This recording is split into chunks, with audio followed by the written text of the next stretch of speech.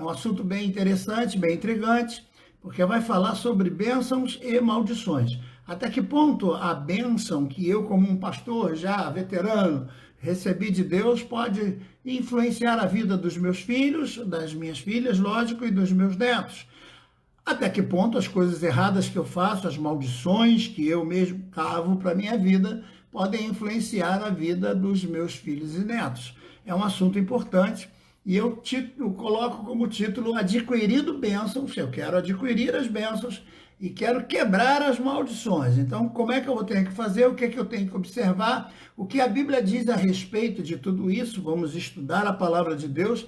Eu sei que muita coisa tem sido escrita ao longo dos anos a respeito desse assunto, muita coisa tem sido discutida a respeito desse assunto, mas eu quero trazer à tona algo que não está muito bem explicado em muitos lugares, né? Se discute muito, se fala muito, e quando eu digo fulano é igualzinho ao pai, fulano tem o temperamento do pai.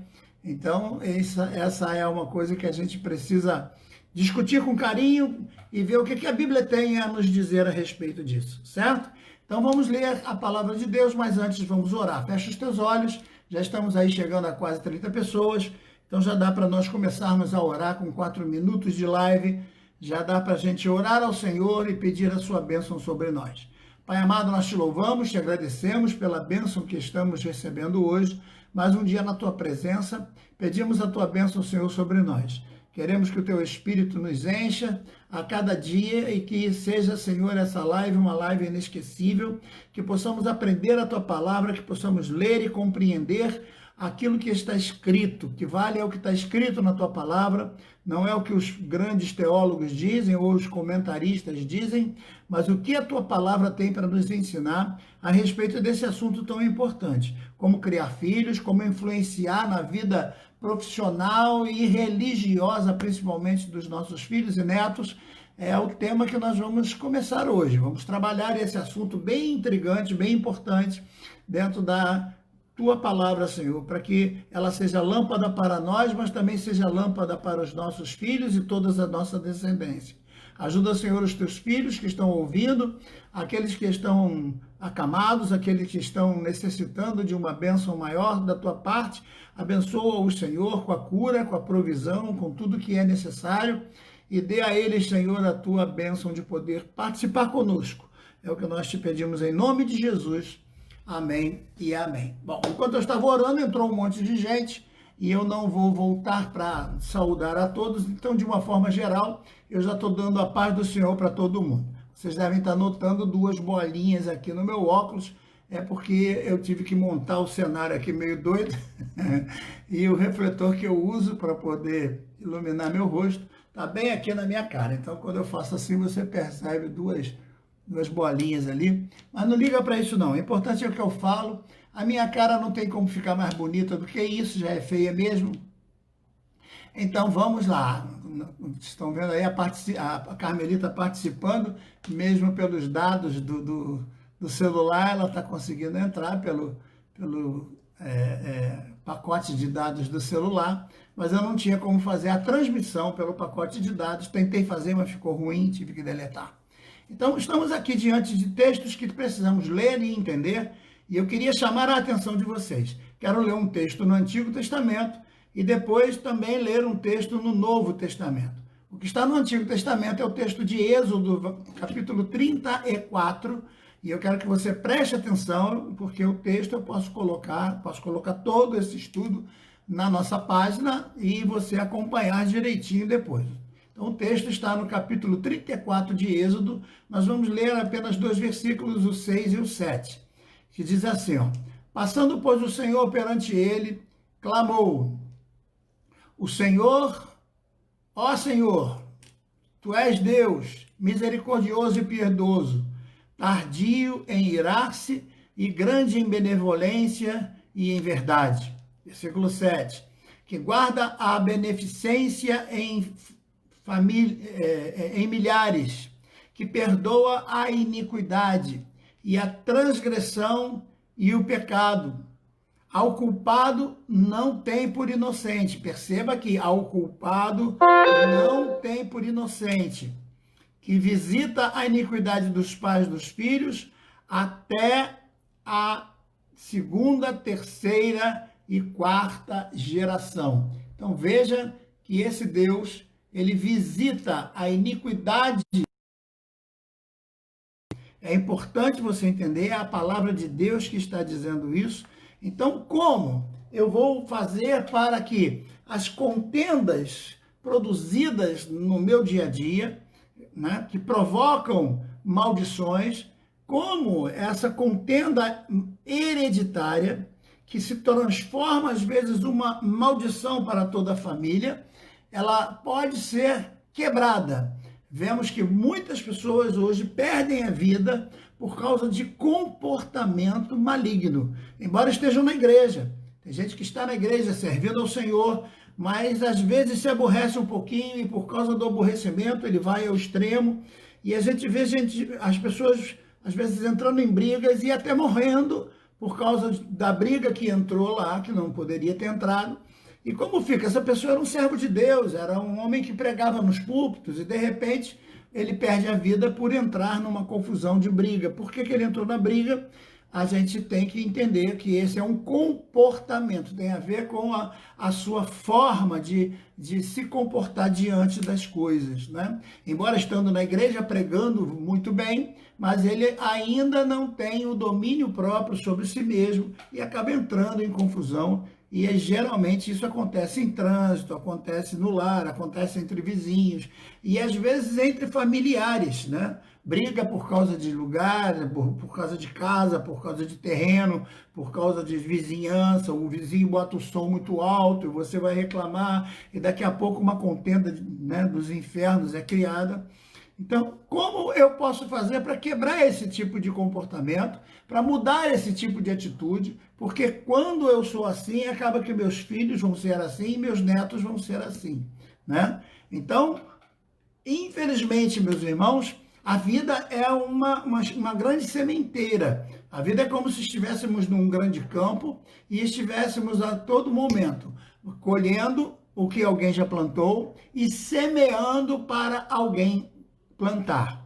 Há um ditado muito interessante a respeito das tâmaras, que diz que aquele que planta tâmara não consegue comer das tâmaras que plantou.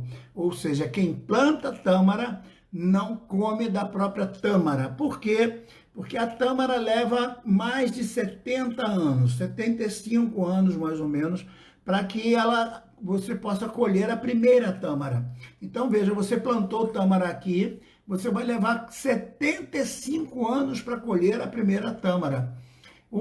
Nós temos o cacau, por exemplo. Quem planta cacau leva em torno de 20 a 25 anos para colher cacau. Então você já até se esqueceu. Você diz, puxa vida, não fui eu que plantei esse troço não. Eu já esqueci desse negócio. Ah, mas isso foi lá atrás. Ih, meu Deus do céu, isso tem 70 anos. Agora é que está nascendo. Então, é uma lei estabelecida por Deus que aquilo que nós plantamos, alguém vai colher. Eu colho ou aqueles que participam da minha vida, participam da minha família, vão colher o que eu planto. E eu estou colhendo o que alguém plantou no passado. Todos nós vamos colher o que plantamos, certo? Por isso que existem doenças, inclusive hereditárias. Eu tenho psoríase, porque meu pai tinha psoríase, minha mãe tinha psoríase. Eu não pedi, eu não fiz nada, eu não briguei com ninguém, eu não xinguei ninguém, eu não entrei em guerra contra ninguém, mas eu já nasci com psoríase, porque isso é hereditário, certo? Já nasci com problema de pressão, que minha mãe tinha pressão alta, meu pai tinha pressão alta, e eu nasci com a pressão, tenho que tomar remédio todo dia. Então, essas questões que nós chamamos de doenças hereditárias, elas também podem entrar nas relações de coisas que não são boas. Se não são boas, são ruins. Se são ruins, podem ser chamadas também de maldições, porque são doenças que podem levar à morte. A minha, por exemplo, me levou a 3 infartos, e quando eu cheguei lá não eram 3, eram 5. Então, eu tenho 3 safenas, 2 mamárias, 5 cirurgias, 5 veias sendo substituídas no peito, com o peito aberto. Tive que ficar 6 meses olhando para o teto, com a almofada no peito, sem poder me mexer direito, sem poder dormir de lado. Por quê? por causa de um coração que não funcionava direito, certo? E mesmo assim, não tendo colesterol alto nem nada, eu tive problema no coração. Então vejam, nós temos esse contexto e temos que analisar, né? Se Deus perdoa todos os nossos pecados, mesmo assim, temos que enfrentar as consequências? Sim, eu assaltei um banco, eu matei pessoas e agora eu me entrego a Jesus. Pronto, está tudo perdoado? Eu vou para a igreja da glória a Jesus e as vidas que eu tirei, e as famílias que eu destruí, e o dinheiro que eu peguei, onde é que está esse dinheiro? Eu me lembro uma vez que chegou na nossa igreja uma certa pessoa que queria ficar como membro, era um ex-assaltante, tinha feito lá uma coisa errada lá, e agora tinha guardado o dinheiro, ficou lá preso algum tempo, e depois que se soltou, queria ficar na nossa igreja. E eu disse, não, na nossa igreja não tem condição, a não ser que você se entregue, você devolva o dinheiro a quem de direito. Ah, mas eu posso fazer uma construção muito grande aqui? E na época a gente namorava, tinha a igreja mais baixa do que a rua, e quando chovia entrava água na igreja, água de lama, água de fezes do riacho, da vala negra que corria ao lado da igreja, entrava tudo na igreja e a gente tinha ali a gente orando para que Deus mandasse uma bênção para nós, e de repente aparece esse homem cheio de dinheiro, querendo fazer uma nova igreja para a gente, mas era dinheiro de assalto, era dinheiro de roubo, era dinheiro amaldiçoado. Então eu não quis, e ele disse que eu era extraterrestre, que eu era isso, me chamou de dinossauro, enfim, não importa.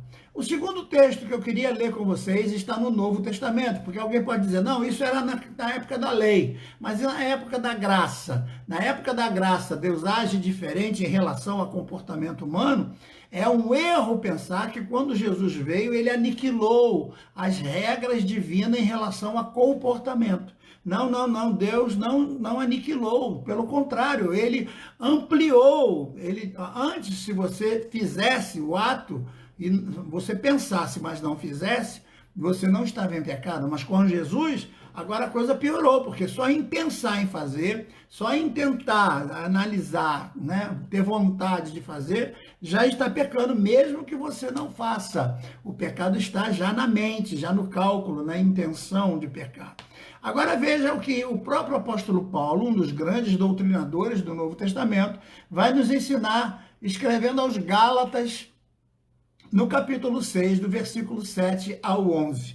Ele diz assim, ó, não erreis, Deus não se deixa escarnecer, porque tudo que o homem semear, isso também ceifará. Então preste atenção, eu não estou com pressa. Se a gente ficar aqui umas 10 lives falando sobre esse assunto, para mim vai ser indiferente, mas eu quero que você pense no que você está lendo. É o apóstolo Paulo que está escrevendo, a igreja é uma das igrejas que estava na Galácia, e ele escreve aos Gálatas com um contexto geral, mas eram algumas igrejas que ficavam ali, né? E ele escreve em nome do Senhor Jesus, falando a respeito do comportamento das pessoas. Então ele diz, não erreis, Deus não se deixa escarnecer. Em algumas versões está, Deus não se deixa enganar. Ou seja, com Deus ninguém brinca. Ninguém brinca de mentirinha com Deus, ninguém engana Deus, ninguém finge que está fazendo aquela coisa de tá na mão, não tá na mão, de brincadeira de criança. Não, com Deus ninguém brinca. E ele é catedrático, ele diz, porque tudo que o homem semear, isso também ceifará. E ele vai explicar, o que semeia na sua carne, da carne ceifará a corrupção, porque carne só serve para quê? Para corrupção.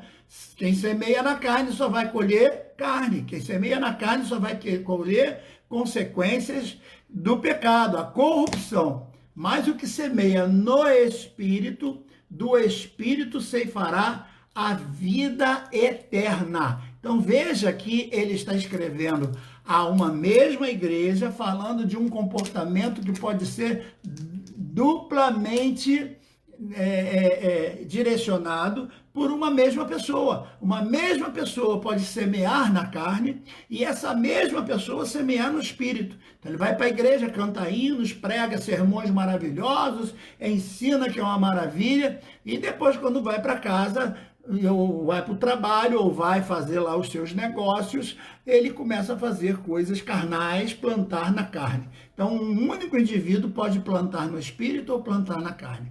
Lembro de uma igreja que eu fui pregar uma certa vez, e o pastor, ao anunciar, pastor Jorge Videira, ele prega sobre essas questões e tal, e ele vai nos ensinar, e olha, meus irmãos, a partir de hoje vai ser desse jeito e tal, tal, tal. E o filhinho dele, que devia ter uns 8 anos, todo empolgado, quando veio na rua, ele disse, pastor Videira, tá com fome, vamos comer alguma coisa? Aí o filho já gritou logo, eu quero pizza, oh, que legal. Eu digo, e aí, pastor Videira, o senhor come pizza? Como pizza, como tudo, eu como de tudo. Se deixar, eu como até os pratos, né, brincando. E aí ele disse assim, papai, aquilo que o senhor estava falando lá é verdade mesmo, papai? Então agora vai ser assim? O senhor vai fazer isso mesmo? Ou o senhor estava só pregando? Era só uma pregação? Veja que pergunta. E o pai ficou bem sem graça e disse, não, filho, o papai agora vai fazer assim sim, agora vai ser desse jeito. E o filho ficou todo contente. Mas a pergunta que o filho fez me deixou sabe, em vez de ser uma pulga, me deixou um elefante atrás da orelha, porque ele disse assim, aquilo que o senhor estava falando era verdade mesmo ou o senhor estava só pregando? Para a criança, ela já estava acostumada do pai falar coisas no púlpito, mas que não condiziam com a vida dele, com a verdade da vida dele. Então ele já pergunta para o pai, o senhor estava falando a verdade mesmo ou só estava pregando? Se só estava pregando, eu já sei que é mentira, então não vale nada. Veja que o filho, de mais ou menos 8 anos, já tinha essa compreensão de que o pai, no púlpito, mentia a respeito dos seus próprios comportamentos. Voltando para o texto diz então no versículo 8, porque o que semeia na carne, da carne ceifará, da carne ceifará corrupção. Mas o que semeia no espírito, você semeia no e colhe do. Você semeia na carne e colhe da carne.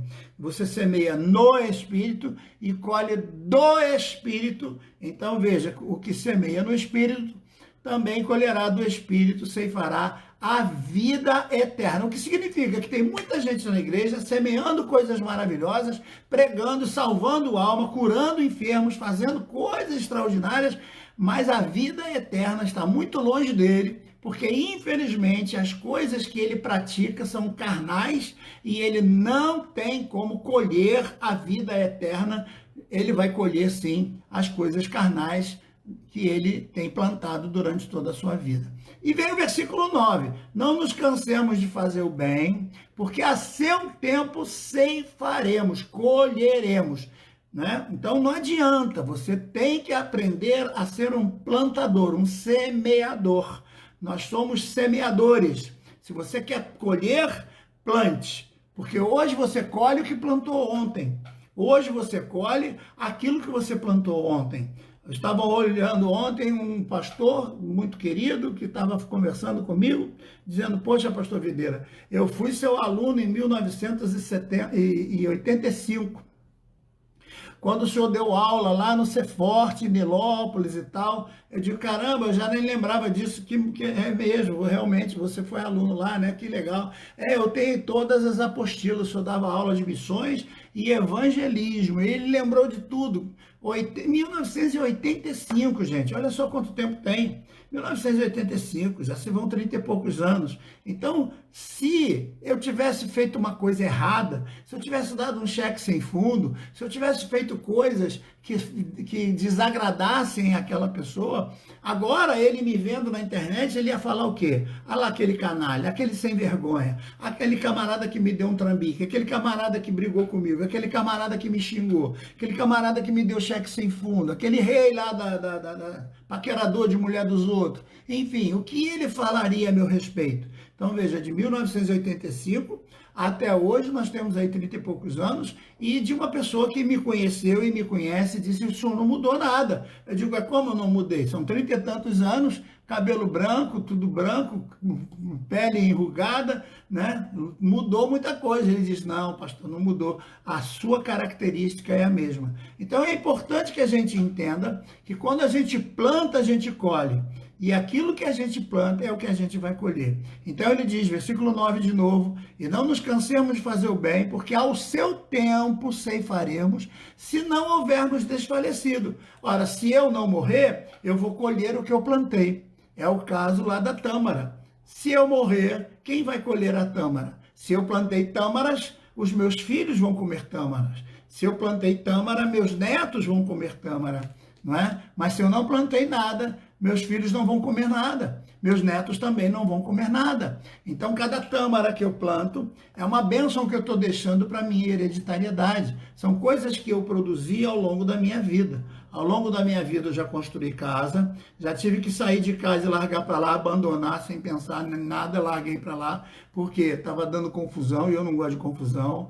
Construir de novo com as próprias mãos, mesmo com toda a dificuldade, uma casa em Cabo Frio que está lá, cada dia a gente põe um tijolo a mais, ela está lá em Cabo Frio, é um bem que a gente está, né, construindo aos pouquinhos, está lá guardada, vai. E o meu neto diz assim, vovô, quando eu crescer e for rico, eu vou comprar a sua casa. E eu digo, não, meu amor, você não pode comprar uma coisa que já é sua. A casa já pertence à família, já pertence a todos nós, né? Então, o vovô já está indo embora com a vovó, daqui a pouco você, com a sua mãe, com a sua tia, com seu tio, é que vão cuidar disso aqui e vocês é que vão fazer dessa casa o que vocês acharem que devem. Então, plantar coisas que vão ficar, você planta para que os filhos possam colher, para que a família toda possa colher. Mas, infelizmente, há plantadores que nem sempre plantam no espírito. Há plantadores que nem sempre plantam coisas boas para ficar para a sua hereditariedade. Então, quando ele se desfalece, quando ele vai embora, os filhos acabam herdando o quê? Dívidas, herdando confusão com os vizinhos, herdando malignidade. Eu já vi famílias que se degladiam. Eu estudei história, a história do Brasil está cheia por parte dos coronelismos, que ainda existe até hoje, né? Coronelismo é uma coisa que existe até os dias de hoje, em pleno século XXI, nós temos regiões enormes, onde quem manda é fulano de tal e ele é o coronel. Ali ele pode matar, ele pode fazer o que quiser, a lei ali não entra porque ele é o dono da lei. E a família vizinha, que também é coronel, acaba não se dando. Então, famílias que se odeiam por longas e longas datas, por longas e longas gerações. Então, a criança já cresce nisso. Eu fui várias vezes a Israel e várias vezes eu fui ao Egito, várias vezes eu estive em contato com o pessoal palestino, em contato com israelenses, em contato com cristãos que convivem em Jerusalém, que convivem naquelas terras. E se você perguntar a um palestino por que você tem raiva de Israel, ele diz porque o israelense matou meu pai, matou meu avô. E se você for perguntar para um israelense por que ele tem raiva do palestino, ele vai dizer porque o palestino matou meu pai, matou meu avô. Ou seja, essa bagunça, essa confusão, essa coisa já vem desde os tempos de Abraão, como nós vamos ver aqui. Quando Abraão resolve deitar-se com Agar e dela nasce Ismael, já está sendo feita ali uma divisão muito terrível para que no futuro a gente conheça o que a gente está conhecendo hoje. Então, a bagunça que a gente vê no Oriente Médio, onde irmãos matam irmãos, irmãos explodem bombas para matar irmãos, são famílias que vieram dos mesmos pais, famílias que vieram de Abraão, de Isaac, de Ismael, vieram de Esaú, de Jacó, o ódio de um contra o outro, que também foi semeado pelos próprios pais. E nós vamos falar sobre isso nessas lives, onde nós vamos tratar essa questão do comportamento do ser humano quando ele deixa para os seus filhos a herança. Né? Então, por exemplo, um pai se mete numa briga, acaba sendo morto, o filho acha que vai ter que resolver o problema. E aí o filho agora já vai estar com ódio daquele que matou. O que matou também vai querer se defender. E isso vai passando de geração para geração como uma maldição hereditária que nada tem a ver com Jesus Cristo. Nada tem a ver. Mas pastor, ele aceitou Jesus. Pois é, mas se ele não banir do seu coração esse desejo de ódio, essa amargura, essa raiz de amargura que está guardada dentro do seu coração, ele vai continuar na sua descendência a semear o mesmo ódio onde ele conviveu. Então é importante que, se eu venho de uma família que meus avós brigavam, meus pais brigavam, então eu percebo isso, eu quero sair dessa família, e eu vou falar sobre isso daqui a pouco, nas próximas lives, quando eu vou falar da família de Abraão, da família de Isaac e de Ismael, da família de Esaú e de Jacó, nessa linhagem que vem desses homens que formaram o que nós conhecemos hoje como os povos árabes e os povos judeus. Nós vamos tratar tudo isso nessa linhagem de hereditariedade, tanto de bênçãos quanto de maldição. Mas Deus perdoa o nosso pecado? Sim, perdoa o pecado, mas as consequências nós vamos ter que resolver e assumir as consequências, né?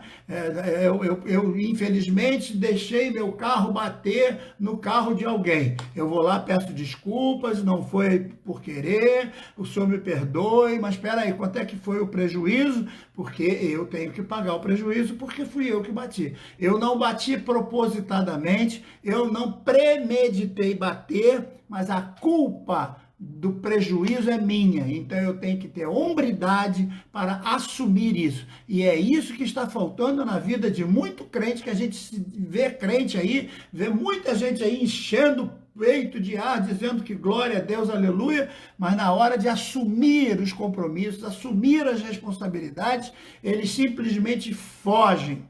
É aí que está o grande problema. O grande problema está em cumprir as responsabilidades, em assumir aquilo que tem que ser assumido. A culpa pode não ser sua, mas resolver o problema é obrigação sua, sim. Retirar aquela maldição do passado e tornar as coisas adequadas para que o Espírito Santo trabalhe é uma obrigação tua, sim.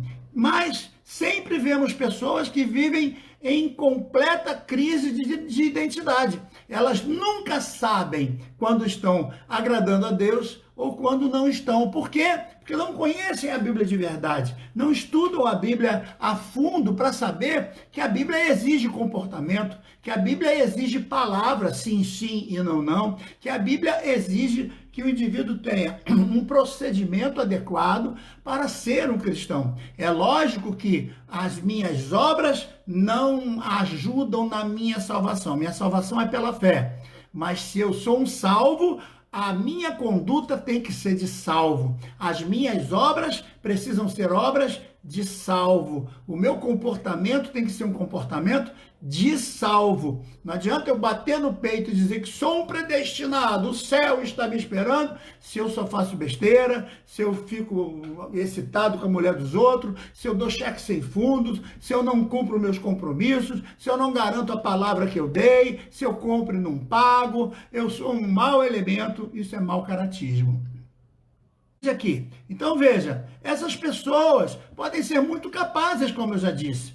Elas são usadas por Deus, elas podem fazer grandes milagres, podem ir para o púlpito e pregar, que é uma maravilha, mas se não vigiar, olha, a coisa pega, né? A coisa pega. Então a Bíblia diz, vigiar e orar. A pessoa às vezes gosta muito de oração, mas esquece do vigiar. Então muitos são grandes obreiros, bons pregadores, profetas com muita fé, mas por não vigiar, tipos de semente. Uma semente que vai ser para a bênção e uma semente que vai ser para a maldição.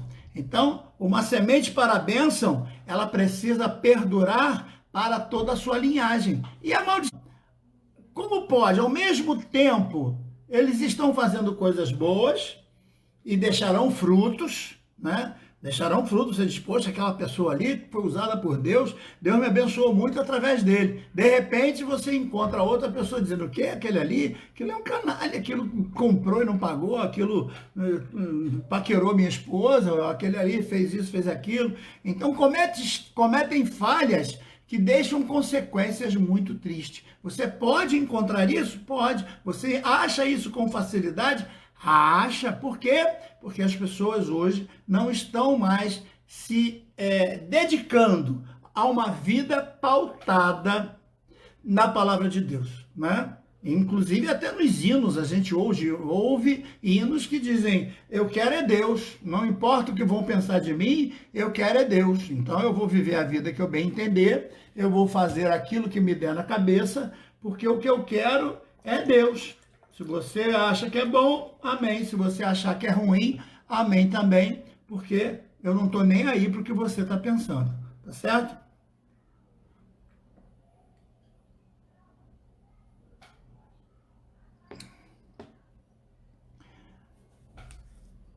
Então, o que a gente está entendendo aqui por esse texto lido? Que uma única pessoa, ela pode plantar vários tipos de semente. Sementes boas ou sementes ruins. E há uma outra coisa importante. Ela pode plantar voluntariamente ou também plantar involuntariamente. Eu não sei se vocês já conhecem pessoas que têm quintal e às vezes vão colher feijão no quintal. E aí, ao colher o feijão, de repente um deles escapole pela mão e vai para o cantinho, lá na hora que vai varrer e tal, vai para o cantinho do muro. E de repente você percebe que está nascendo um pezinho de feijão lá no cantinho do muro. E aí você se emociona: poxa, um pezinho de feijão nascendo aqui no cantinho do muro. Quem será que plantou? Fulano, você plantou um feijão aqui no cantinho do muro? Não. Beltrano, você que plantou? Não. Eu não me lembro de ter plantado um pezinho de feijão no cantinho do muro. Mas o fato é que o pezinho de feijão está lá, está nascendo. Por quê? Porque escapuliu da mão de alguém que estava colhendo feijão de forma completamente leviana, sem ter a mínima intenção. Essa pessoa deixou escapar e ali, inconsequentemente, o pezinho de feijão começa a crescer. E o que vai acontecer? Aquele pezinho de feijão vai crescer, mesmo apertado entre o muro e a calçada, ele vai tentar se enraizar. E assim acontece em nossas vidas, assim acontece em nossas casas. Eu me lembro quando me casei, a minha esposa sempre foi herdeira de um terreno, junto com a sua família, e o acordo era que o irmão fizesse uma casa atrás e ela usasse a casa da frente. Então, nós precisávamos reformar a casa da frente, mas tinha uma amendoeira muito boa, que dava uma sombra muito legal. No início eu achei aquela amendoeira fantástica, fizemos logo uma churrasqueirinha ali, e aí eu tinha muitas amizades e graças a Deus sempre tive bom relacionamento, e a gente às vezes comia ali um camarãozinho, comia um churrasquinho embaixo da sombra daquela amendoeira. Teve uma vez que eu comprei uma piscina, dessas piscinas montáveis, né, de montar e desmontar, coloquei ali e vinha gente da rua também para brincar, e a gente brincava ali. Só que com o tempo, a calçadinha que eu havia feito, que vinha, né, da saída da casa até a varanda, estava sendo levantada. O muro já estava rachando e a calçada da varanda também estava rachando, e a gente percebeu que era por causa da amendoeira. E agora o que fazer? Podar a amendoeira não ia resolver, porque o problema estava vindo por baixo. Ou seja, aquela amendoeira, ela era boa, mas ao mesmo tempo ela era maligna. Porque assim como ela nos abençoava com uma sombra, por baixo ela vinha para arrebentar a casa. Por baixo, ela estava levantando os alicerces da varanda, ela estava levantando os alicerces do muro, como foi o caso da gente ter que derrubar o muro e fazer outro, porque aquele muro rachou todo o alicerce. E para tirar aquela árvore, a gente teve que cavar um buraco enorme, teve que chamar os colegas, os vizinhos, um buraco enorme, aquela raiz enorme no centro da casa. O vizinho tinha lá um caminhão, a gente amarrou no para-choque do caminhão para puxar aquela raiz enorme, depois de tanto trabalho de ter cortado todas as suas ramificações, a vizinhança ajudando, os amigos, os colegas ajudando, e a gente foi e conseguiu. Mesmo assim, o muro acabou caindo, a gente teve que refazer para arrastar aquela raiz enorme daquela planta. certo? E matar, encher o buraco de pedra e tal, e poder então fazer o calçamento da frente da casa. Veja, uma árvore daquela, se a gente permitisse, ela ia derrubar a casa. Ela já estava derrubando o muro, ela já estava estragando a calçada. E quem plantou aquela árvore? Eu perguntei à minha esposa, minha filha, você se lembra? Quem plantou? Ela, não lembro se foi meu pai que plantou, não lembro se foi minha mãe que plantou. Eu nasci nessa casa, minha esposa nasceu naquela casa. E perguntei ao irmão dela, você lembra quem plantou? Não importa quem plantou. O importante é que a casa está sendo derrubada por essa planta e essa planta tem que sair. Né? Então, a ideia de querer botar a culpa é sua, você que tem que tomar providência. Não, a culpa foi sua, você que plantou. Não importa quem plantou. O importante é que agora todos têm que se unir para arrancar aquela amendoeira enorme que alguém plantou. Plantou, quem sabe, com boa intenção por causa da sombra, mas não percebeu que a raiz é maligna, que a raiz destrói, que a raiz corrompe, que a raiz quebra, que a raiz vai por baixo e levanta tudo e destrói. Então existem hoje muitas famílias que têm lá uma amendoeira enorme, uma jaqueira enorme em frente ao quarto que não deixa o casal viver bem. Quem plantou, não importa quem plantou, de quem é a culpa, não importa de quem é a culpa. O importante agora é cavar fundo. E para cavar fundo vai dar trabalho. Para cavar fundo vai ser muito doloroso. É como um tumor que às vezes está lá dentro e você tem que espremer. Eu tenho um corpo que é suscetível a tumores, nascem às vezes, e às vezes tem que espremer, e meu genro é especialista nisso, o Márcio, por ser farmacêutico inclusive, ele me ajuda a espremer e tirar, e alguns eu tenho que ir para o hospital para cortar lá com aquele instrumento cirúrgico lá, para poder cortar e tirar aquela cápsula que fica lá entranhada, e como dói, como é doloroso expurgar um tumor, como é difícil, como é ruim, mas se você não tirar, aquilo vai prejudicando cada vez mais. Então, é importante que você não fique tentando achar a culpa de quem plantou, não fique tentando achar de quem foi a culpa para o problema ter surgido. Não. Resolva o problema.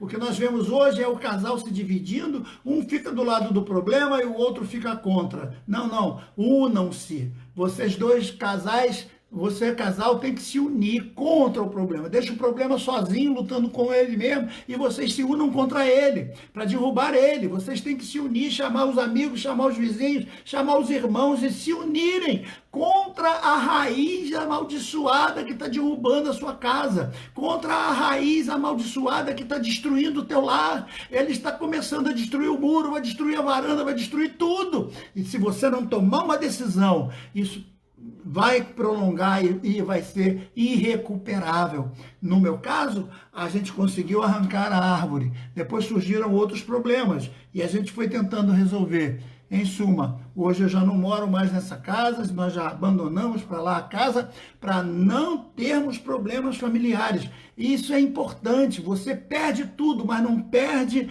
a razão, você perde tudo, mas não perde a unção de Deus. Os bens materiais se vão, não prestam para nada, mas as coisas espirituais continuam na tua vida, porque você é um servo de Deus e tem muita coisa que você está à frente para conquistar. Então, não temos que estar pensando em como solucionar um problema que não tem solução. Então, há coisas que nós temos que resolver. Hoje, por exemplo, minha esposa deixou a tampa de uma panela que ela gosta muito, uma panela de vidro, deixou a tampa quebrar. Fazer o quê? Ela ficou triste. Ai, minha tampinha quebrou, não tem jeito. Agora varre e joga para o lixo com todo cuidado para não se cortar, porque há coisas que são sem remédio. Então, que não tem remédio, varre, joga tudo no lixo e não pensa mais nisso. Quebra essa raiz de amargura, quebra essa força diabólica que está tentando roubar a tua paz, roubar a tua família, roubar a alegria da tua família, do teu casamento, da tua esperança do futuro. Joga tudo para lá, deixa tudo, esquece tudo, não vale nada, é coisa material, não serve para nada, certo? Então tem muita gente que infelizmente perde a vida por causa de um arranhão num carro que pode ser tirado com polimento, por causa de um farol que pode ser trocado com depois. Então vejam o contexto aqui. Pensa só comigo. Quando eu planto, o tempo já está indo embora, mas ainda dá. Quando eu planto um simples carocinho de laranja, note comigo, perceba comigo a matemática. Eu vou plantar um carocinho de laranja no meu quintal, tá? Então tem lá no meu quintal, vou plantar um carocinho de laranja.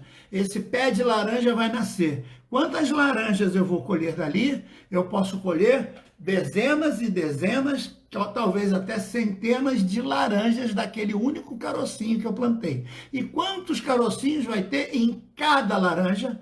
Quantos carocinhos vão ter em cada uma dessas laranjas?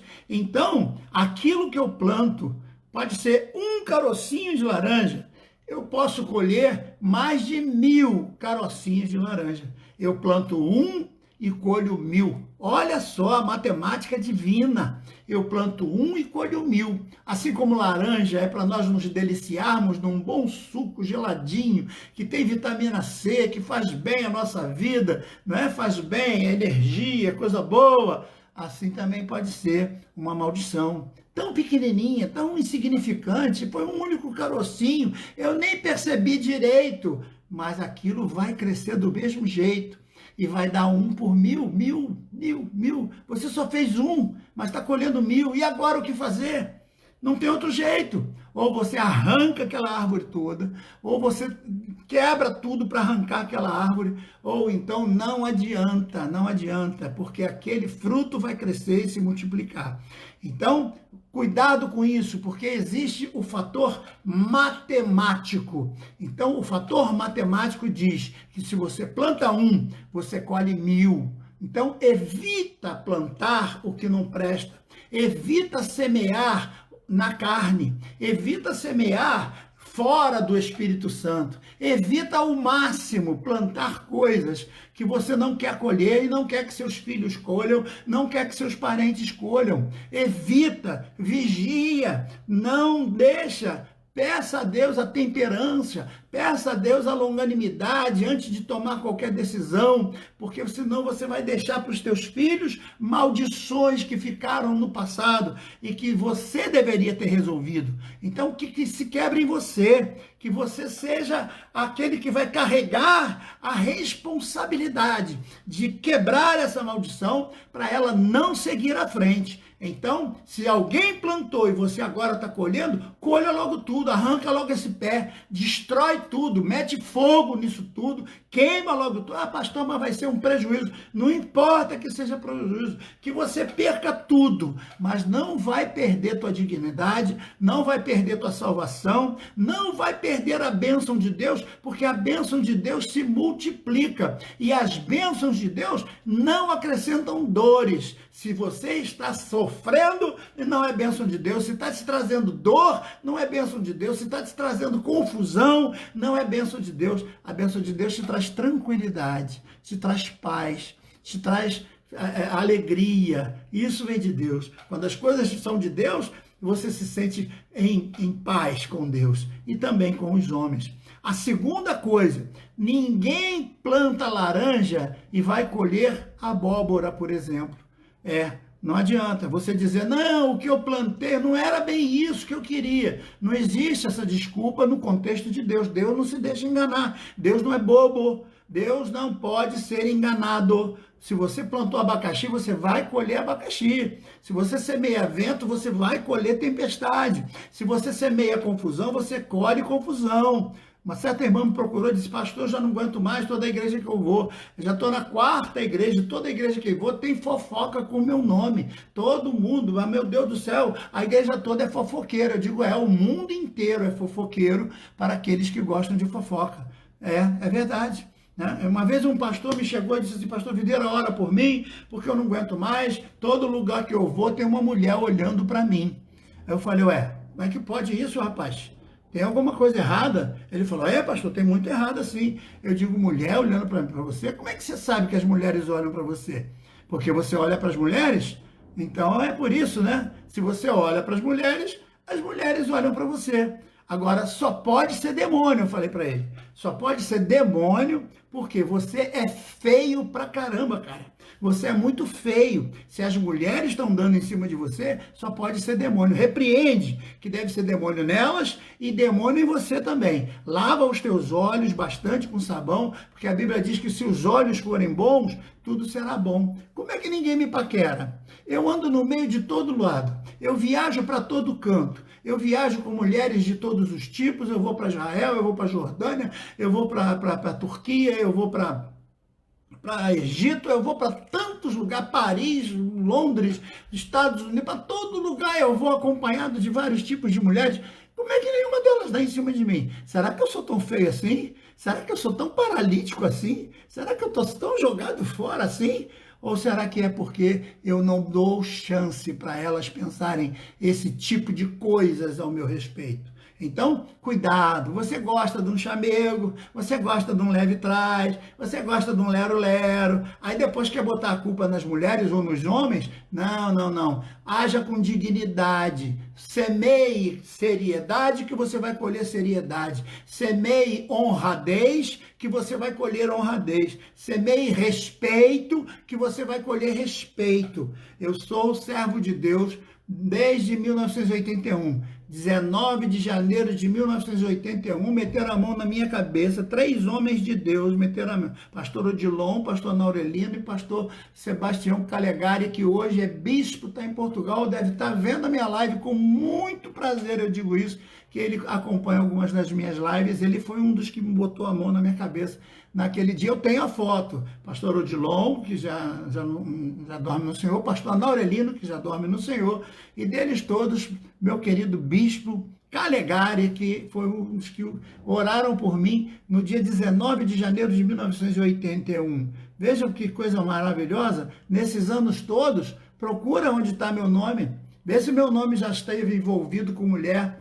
Irmãos, eu não tenho esse negócio de abraçar a mulher, eu não abraço mulheres da igreja nem de fora, eu não dou beijinho, não dou, oh, meu amor, beijinho, 3 beijinhos, 1, 2, 3, ah, minha queridinha, minha ovelhinha querida, não, comigo não tem desse negócio, eu só abraço a minha mulher, nem as minhas filhas eu sou de abraçar muito, nem minhas filhas eu sou de abraçar muito, para você ter uma ideia. Então, por quê? Porque eu não confio no diabo, o diabo é astuto, o diabo é sagaz. Eu me lembro de uma moça que fez 15 anos, queria tirar uma foto comigo e ela queria tirar uma foto abraçada. Eu digo, não, minha filha, vamos tirar uma foto de lado, eu fico do teu lado. Vocês podem ver no meu Facebook as minhas fotos. Em todas as minhas fotos, vocês vão ver onde estão as minhas mãos. Eu não deixo a minha mão solta sobre a cabeça de ninguém, nem sobre o ombro, nem sobre a cintura, nem sobre lugar nenhum. Eu fico de lado. Pastor, pode tirar uma foto comigo? Pode.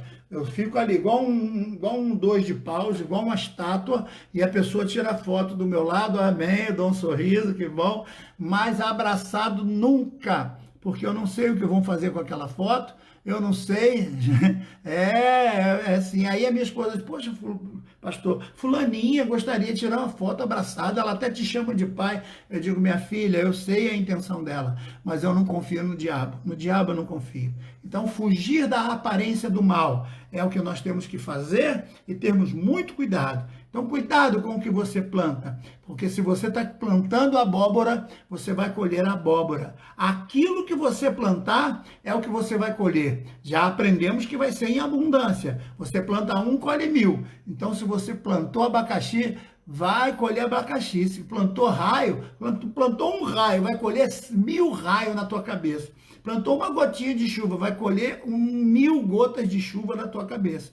Plantando abacaxi, você só vai colher abacaxi. Então começa a plantar amor, começa a plantar bondade, começa a plantar carinho, começa a plantar conselhos, começa a plantar ensino bíblico, que você vai colher todas essas coisas em nome de Jesus. E a terceira coisa, para a gente ficar por aqui, não vai dar para continuar, a única forma de nós não colhermos o que plantamos é se cavarmos o lugar onde aquilo foi plantado e retirarmos aquela semente com raiz e tudo, o que vai doer muito, mas tem que ser destruído.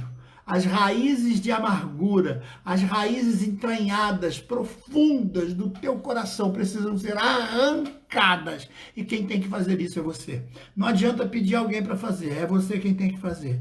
Você tem que ir lá onde está, lá na divisão da alma com o espírito, e só a palavra de Deus pode chegar lá, e você vai tirar aquilo ali, vai tirar toda aquela amargura, vai tirar toda aquela sensação de desamparo, de tristeza, de pânico do passado, vai tirar toda aquela coisa que te influencia a trazer uma vida deturpada, uma vida voltada para os sentimentos carnais que precisam ser destruídos, precisam ser aniquilados, precisam ser completamente tirados da tua vida. Então expulsa esse carnegão, espreme, vai doer muito, vai doer, mas tem que ser, não adianta dar anestesia, você vai ter que tirar esse troço daí. Do contrário, ele vai crescer, vai criar raízes e aquilo vai alastrar. O que é o câncer? O câncer começa num lugar. Se você descobre o câncer rapidinho, ele logo pode ser tirado e pronto. Mas depois que ele já se enraizou no corpo todo, criou metástase no corpo todo, aí não tem mais como, ele vai acabar com você. Assim é o pecado. Então, essas três coisas são importantes a gente aprender, e ainda é importante você entender que não importa quem plantou, mas tem que ser tirado em nome de Jesus. Amanhã nós vamos voltar e vamos continuar a falar sobre esse assunto, porque vamos tratar as grandes questões do ódio entre Israel e o Oriente Médio. Por que o Oriente Médio vive como está? Como foi a vida destes heróis do passado? E eu quero pedir a permissão de todos vocês, porque nós vamos falar em Abraão. Por que Abraão vai aceitar dormir com Agar para nascer um fruto, que é Ismael? Abraão é culpado, sim, Abraão é culpado, mas pastor, Abraão é um santo homem, sim, Abraão é um santo homem, porque se arrependeu, pediu perdão, mas cometeu um monte de erros, que eu quero tocar com ele sobre isso amanhã. Nós vamos falar sobre Bíblia, e na Bíblia não tem mentiras, a Bíblia é um livro de respostas. Então hoje eu quero que você abra o teu coração, se existe alguma raiz de amargura, se existe alguma coisa na sua vida que precisa de cuidado, se você está colhendo alguma coisa, talvez não tenha sido você que plantou, talvez tenha vindo dos teus pais, quem sabe uma coisinha que tem entre você e teu irmão, quem sabe uma coisinha que tem entre você e teus familiares, quem sabe uma coisinha que exista lá no casamento. Vamos começar a colocar isso diante de Deus. Vamos nos reunir agora um diante do outro e vamos colocar diante do Senhor. Não importa se a propriedade é de um e do outro, não importa se a casa é minha ou a casa é do outro. Eu gosto muito da Gabriele, numa brincadeira que ela fez, onde ela imita uma criancinha e ela diz que o gato é dela. Ela diz: fulana, eu gosto muito de você. Como é que é, Gabriela? Quando você puder, bota isso aí para mim. Bota, se puder, pode postar na página, que eu vou amar muito. Onde você diz assim: o gato é meu, eu gosto muito de você, mas se você morrer, o gato é meu. Então, essa é uma forma da criança pensar, porque a criança é meio egoísta por natureza. São os pais que ensinam a criança a não ser egoísta, a não crescer egoísta.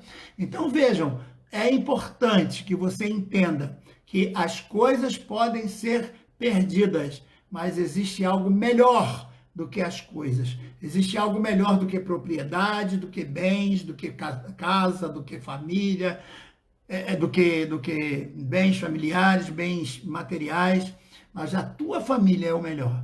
Então abrace agora a sua mãe, abrace o seu pai, aproveite esse momento que está todo mundo ainda nessa quarentena, muita gente ainda não pode estar circulando normalmente na rua, outros estão trabalhando de casa. Aproveite esse momento para abraçar sua mãe, abraçar seu pai, abraçar sua irmã, seu irmão e dizer: em nome de Jesus, nós não vamos deixar nenhum tipo de maldição que atormentou no passado a família dos meus avós, a família dos meus antepassados. Eu não vou deixar que essas maldições ataquem a minha família. Em nome de Jesus. Até aqui você chegou, mas daqui para lá você não passa, em nome de Jesus. Em nome de Jesus.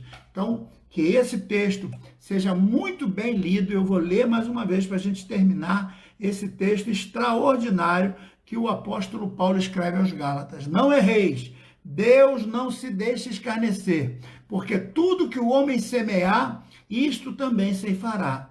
Porque o que semeia na sua carne, da carne ceifará a corrupção. Mas o que semeia no Espírito, do Espírito ceifará a vida eterna. E se não houvermos desfalecido, não nos cansemos de fazer o bem, porque a seu tempo nós colheremos. Enquanto temos tempo, façamos o bem a todos, mas principalmente aos domésticos da fé. Então, que o Senhor te abençoe, faça o bem, faça as coisas com todo respeito e dignidade, saiba que você está fazendo para Deus, para colher de Deus. Tudo que você planta, você colhe. E que o Senhor te abençoe e que esta live de hoje possa ter sido bênção na tua vida. Fecha os teus olhos, porque nós vamos orar. Pai de amor, nós te louvamos, te agradecemos.